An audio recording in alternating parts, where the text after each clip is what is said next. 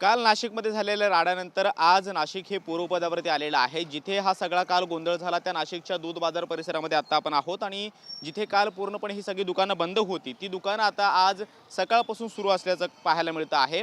जे मूलभूत आवश्यक वस्तू आहेत त्या सकाळी बाजारपेठेमध्ये पाहायला मिळतात। सगळी दुकानं उघडलेली आहेत आणि संपूर्ण बाजारपेठेची परिस्थिती ही पूर्वपदावरती आलेली आहे।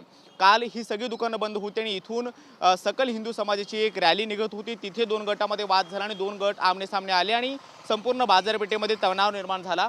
पोलिसांनी वेळीच फौजफाटा लावला आणि त्यानंतर कारवाईला सुरुवात केली। मात्र आज सकाळपासून नाशिकमधली सगळी परिस्थिती जी आहे ती वेगवेगळ्या भागामध्ये पूर्वपदावर आल्याचं पाहायला मिळतं। आज नाशिक बंद असल्याचं पाहायला मिळत नाहीये। सगळी दुकानं हळूहळू उघडताना पाहायला मिळत आहेत।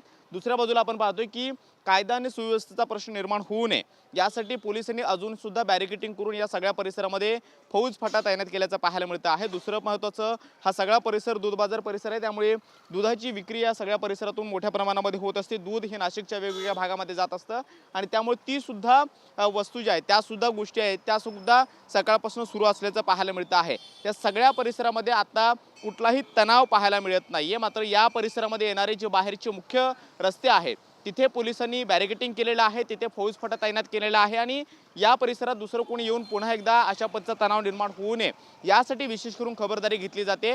भद्रकाली पोलीस ठाण्यामध्ये वेगवेगळ्या कलमांतर्गत दोन्ही बाजूच्या लोकांवरती गुन्हे दाखल करण्यात आलेले आहेत आणि सीसीटीव्ही आणि इतर गोष्टींच्या माध्यमातून पोलिसांनी तपासाला सुद्धा सुरुवात केलेली आहे।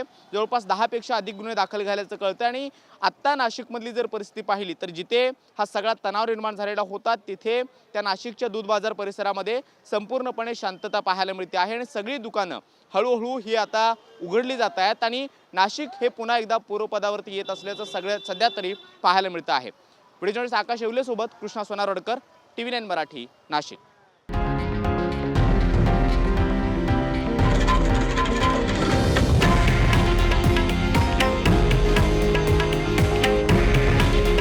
हे आहे देशातील नंबर 1 न्यूज नेटवर्क आणि आपण पाहत आहात TV9 मराठी।